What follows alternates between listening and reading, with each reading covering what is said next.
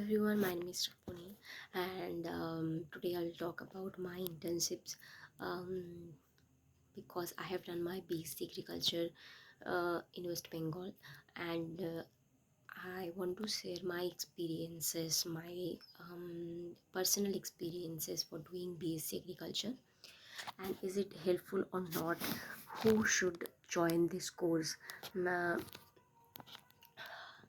After completing my 12th, আমার মনে হয়েছিল যে আমি ইঞ্জিনিয়ারিংয়ের জন্য মেবি ফিট না, আমি ইঞ্জিনিয়ারিং করতে পারবো না। আর নার্সিংটা আমি করিনি। তার কারণ হচ্ছে আমার ঘরের লোকের পছন্দ ছিল না, আর নার্সিংটা আমারও অতটা ইচ্ছে ছিল না করার। কিন্তু বড় হওয়ার সাথে আমি সবসময় ভেবেছিলাম যে আমি এমন একটা কোর্স করব যেটাতে আমার গ্র্যাজুয়েশনের পরই আমি যেটাতে একটা জব নিতে পারবো। আর আমি বিএসসি এগ্রিকালচার এটাই ভেবেছিলাম, এবং প্রাইভেট ইউনিভার্সিটিতে ওরা বলেছিল যে হ্যাঁ আমাদের তো থার্ড ইয়ারের পর ক্যাম্পাসিং হয়। তো আমি ভেবেছিলাম ঠিক আছে, maybe that would be great, this course would be great for me. আর আমি জয়েন করে যাই কোর্সে। আমার 1 বছর ড্রপ ছিল, কারণ করোনার জন্য ওই ইয়ারটা আমি ড্রপ দিয়েছিলাম, আমার ফ্রেন্ড ড্রপ দিচ্ছিল। আর যেহেতু আমি গ্রাম থেকে বিলং করি, তো আমি অতটা জানতাম না যে কীভাবে বাইরে একলা থাকতে হয়। প্রথম থেকেই ওই বন্ধুটার সাথে থেকেছি, তো একসাথে থাকলে একটা সুবিধা হয় ঘর যাতায়াতের, বিভিন্ন কিছু করাতে। এরপর আমি বিএসসি এগ্রিকালচার করেছি নিউটিয়া ইউনিভার্সিটি থেকে। আর আমার মনে হয়েছে যে বিএসসি এগ্রিকালচারটা ইন্ডিয়াতে বা স্পেশালি ওয়েস্ট বেঙ্গলে মেয়েদের জন্য তো একদম সুইটেবল নয়, যেটা বিএসসির পরে একটা জব পাওয়া যায়। আমার কিছু বান্ধবী করছে কাজ, অবশ্যই আমি বলবো, কিন্তু প্রথমের দিকের কাজগুলো মোস্টলি ভিলেজে ঘুরে ঘুরে করতে হয়, এবং ওটা কোনো ডেস্ক জব মোটেও নয়। প্রথম দিকে 5-6 বছর তোমাকে অন্তত এরকম করতে হবে। আমি তো যেহেতু একটা ইন্টার্নশিপই করেছিলাম, আমি সরাসরি কোনো জব করিনি, তো কত বছর কী লাগে আমি সেটা ঠিক বলতে পারবো না। কিন্তু আমি যেই আমার ইন্টার্নশিপ করেছিলাম ওটা আমি ঝাড়গ্রামে করেছিলাম, এবং ইন্টার্নশিপের দরুন আমাদেরকে ওই কোম্পানিটি বলেছিল যে তোমরা যদি পারফরমেন্স ভালো থাকে আমরা ইন্টারভিউ নেব এবং কিছু জনকে পার্মানেন্ট চাকরি দেবো। সো আমি তো আমার তরফ থেকে যতটা করা যেত ততটাই করেছিলাম। যেহেতু আমাদের এটা গ্রামে ঘুরে ঘুরে কাজ, আমাদেরকে 5টা গ্রামে করতে বলেছিল, আমি তাতে 7-8টা গ্রামে করেছি। আমাকে চাষিদের সাথে অনেকে জাস্ট ফোন নাম্বার আর নামটা লিখে রেখে দিয়েছিল, তার সাথে কথা বলা, তাদেরকে কনভিন্স করা জিনিসটা কেনার জন্য। গ্রামে গ্রামে ছোটো ছোটো মিটিং করা, এগুলো আমি সব করেছিলাম ঘুরে ঘুরে। আর এবং সেই টাইমটা ছিল গরমের সময়, বা ওই গরমে অত গরমে ঘামে গোটা ঘুরে ঘুরে কাজ করতে হয়েছিল এবং করেছিলাম। যাদের সাথে কাজ করেছিলাম তারা মোস্টলি ভালো ছিল, কিন্তু যে সিনিয়র অফিসার ছিল উনি একটু চাপ প্রেশার দিতেন সেল করানোর জন্য, কারণ এটা সেলের একটা ব্যাপার থাকতো। প্রত্যেক দিন আমাদেরকে এটা আপডেট দিতে হতো যে আমরা কতটা সেল করেছি। তো আমার ফিল্ড অ্যাসিস্ট্যান্ট ছিলেন, উনি খুব ভালো ছিলেন, কিন্তু যে একটু উপরে অফিসার একটু প্রেশার দিতেন। তবুও ইন্টার্নশিপটা ভালোভাবে হয়ে গিয়েছিলো, আমাদেরকে মান্থলি 10,000 করে স্টাইফেন্ড দিয়েছিল, কিন্তু আলটিমেটলি ওটার ফল জিরো। কারণ কাউকে আজ পর্যন্ত একজনকেও ইয়ের জন্য ইন্টারভিউর জন্য কল আসেনি। আমি পার্সোনালি অনেকবার ফোন করেছি, এমনকি ইভেন যে হায়ার অথরিটি যে স্যার ছিলেন উনি ওনার নাম্বার চেঞ্জ করে দিয়েছিলেন। পরে আমি আমার ওই এএসএম এর কাছ থেকে, এরিয়া সেলস ম্যানেজারের কাছ থেকে নাম্বার নিয়ে একবার কল করেছিলাম। অ্যান্ড তারপরে যখন কলেজে কথা বলার সময়, মানে ওনারা যেটা প্লেসমেন্ট টক করেন ওটার সময় বলেছিলেন যে হ্যাঁ অবশ্যই নেবো, নেবো যদি তোমাদের মধ্যে কোনো পোটেনশিয়াল থাকে। এটা একটা নাম করা কোম্পানি ছিল, তো আমরা সবাই ওখানে গিয়েছিলাম, ভেবেছিলাম যে মেবি যদি আমরা হার্ডওয়ার্ক করি মেবি একটা কোনো অপরচুনিটি থাকবে একটা ভালো কোম্পানিতে কাজ করার, এবং সবাই ওইটাই চায় না।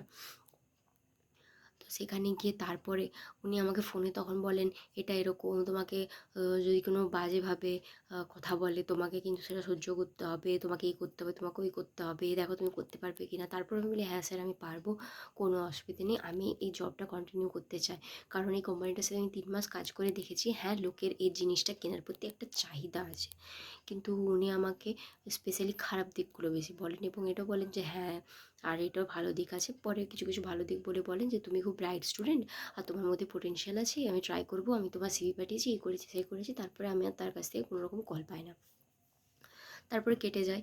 আর যেহেতু আমি ভেবেছিলাম আমি চাকরি করবো, আমি প্রথম একটু চেষ্টা করেছিলাম বিভিন্ন দিকে, কিন্তু এগ্রিকালচার সেক্টরটা ওয়েস্ট বেঙ্গল এমন হয়ে গেছে যে ওরা চাইছে যে ওরা একটা টেম্পোরারি টাইমের জন্য, মানে একটা সিজনের জন্য সামথিং, ধরো যাকে 40,000 টাকা দিলে, যে অফিসারদেরকে 40,000 দিতে হবে, ওরা তার বদলে ফ্রেশার্সদেরকে নিয়ে 10,000 টাকায় ওই সিজনে কাজটা করিয়ে নিচ্ছে। আর ফ্রেশার্সরা করতেও বাধ্য হচ্ছে, কারণ তাদের কাছে অন্য কোম্পানি গেলে বলছে যে তোমাদের কাছে তো ওয়ার্ক এক্সপিরিয়েন্স নেই। তো এটা প্রবলেম। তার জন্য আমি বিভিন্ন ওরকম কাজের জন্য না করে দিই, কারণ একই সেই 3 মাস 4 মাস পরে ওরা আর ইন্টারভিউর জন্য ডাকবে না, ওরা ওই টেম্পোরারি কাজটা করে তোমাকে রেখে দেবে, কিন্তু এদিকে তোমার টাইমটা ওয়েস্ট হয়ে যাচ্ছে। তো আমি এই কম্পিটিটিভের দিকে চলে আসি। কম্পিটিটিভটা তো সহজ নয়। এগ্রিকালচার থেকে ব্যাঙ্কিংয়ের যে কম্পিটিটিভ এক্সাম হয়, IBPS আর AFO, ওতেও ভ্যাকেন্সি যদি দেখো অল ইন্ডিয়াতে একেবারে কম, একেবারে। মানে তুমি যদি এগ্রিকালচারটাকে মেনলি টার্গেট করে পড়ো, তোমার বছরে একটা পরীক্ষা, অল ইন্ডিয়ায় পরীক্ষা, ওই 200-300 ভ্যাকেন্সিতে পরীক্ষা। I think rather than the general exam, this exams has less number of less number of students who are giving this exam, কিন্তু ওখানে তুমি একবার অপরচুনিটি পাচ্ছ, বছরে একবার, এইদার অর নিদার নট, এরকম টাইপের। তো আমি জেনারেল, আমি বেসিক্যালি ওই ক্লার্ক, ABP SPO এই জন্য পড়তে শুরু করে দিই, বিভিন্ন কম্পিটিটিভের জন্য। এগ্রিকালচার নিয়ে আর আমি আর কিছুই করিনি। এরপর আর কোনো কোম্পানিতেও আমি CV দিইনি, কারণ মেনলি তোমাকে একটা কথা প্রথমে বলে দেবে যে আমরা তো ফিমেল ক্যান্ডিডেটদেরকে নিই না, তখন তো কিছু করার নেই না। তো যারা পিএসসির পরে একটা চাইছো যে একটা জব চাই, স্পেশালি মেয়েদেরকে বলবো, তারা এগ্রিকালচারটাকে নিয়ে বেশি ভেবো না। অন্য যদি তোমাদের কাছে অপশন থাকে, গো ফর দ্যাট অপশন। ছেলেদের ক্ষেত্রে অনেক সময় মার্কেটিংয়ে সেলসে নিয়ে নেয়, যদি একটু 2-3টে জায়গা ঘুরে কিংবা একটু হাত থাকে, কিংবা কলেজের স্যারেদের সাথে কথা বলে ছেলেদেরকে মেনলি সেলসের কাজে নিয়ে নেয়। কিন্তু মেয়েদেরকে সেলসের কাজে অনেক কোম্পানি নিতে চায় না, কারণ ওই এরকম স্কুটি নিয়ে মোস্টলি ফার্টিলাইজার, সিড, এটা একটা খুবই মেল ডমিনেটেড ইন্ডাস্ট্রি। এখানে ডিলার থেকে রিটেলার থেকে সবাই তোমাকে ওরা ওপেনলি বলবে গোডাউনে এসে চেক করুন, যদি কারো স্টক চেক করতে হয়, তখন কিছু সময় প্রবলেম হয়। তোমার সাথে কোনো তোমার হায়ার অফিসাররা না থাকে, তখন জেনারেলি ওরকম একটা গোডাউন ঘরে গিয়ে চেক করাটা খুবই থ্রেটেনিং আমি বলবো, কারণ ইউ কান্ট বিলিভ এনিওয়ান। তো ওরকম একটা, প্লাস ধরো তুমি, আর তোমাকে 24 কিলোমিটার 25 কিলোমিটার এরিয়া আজকে ঘুরে ঘুরে তোমাকে সেলস করতে হবে। সেটা হয়তো 4-5 বছর মেবি কন্টিনিউ করলে হয়তো অনেক জায়গায় চেঞ্জ হয়, অনেক জায়গায় চেঞ্জ হয় না। স্যালারি আই থিঙ্ক ভালোই থাকে, অনেকটা লাকের উপরও ডিপেন্ড করে যে তোমাকে নেবে না নেবে না। তো এরকম একটা ব্যাপার। তো যারা চাইছো যে একটা বিএসসির পরেই আমরা একটা জব নেব, তো তারা বিএসসি এগ্রিকালচারের বদলে অন্য কোনো, যদি তোমাদের কোর্সে পড়ার ইচ্ছে থাকে তো অবশ্যই নিও। বিএসসি এগ্রিকালচারে বলে তোমাকে MSc PhD যদি করো, একটা ভালো জায়গায় একটা প্রফেসর এসব হতে পারবে, কারণ এগ্রিকালচার অনেকে পড়ে ওয়েস্ট বেঙ্গলে, all over the India even অনেকে পড়ে, তো ওখানে একটা ভালো থাকবে। প্লাস যদি তোমার MSc PhD বড় মানে ডিগ্রি এই হায়ার স্টাডিজের দিকে যাবে, তাহলে বিএসসি এগ্রিকালচার ভালো। এমনি course wise BSc agriculture I think that is a great course, কারণ তুমি ফিল্ডে কাজ করার অভিজ্ঞতা থাকবে, তোমার ল্যাবে কাজ করার অভিজ্ঞতা থাকবে, থ্রু আউট 4 ইয়ার তুমি গ্রামে যেয়ে চাষিদের সাথে মানুষের সাথে কাজ করবে, ওটা খুব এক্সাইটিং আই থিঙ্ক।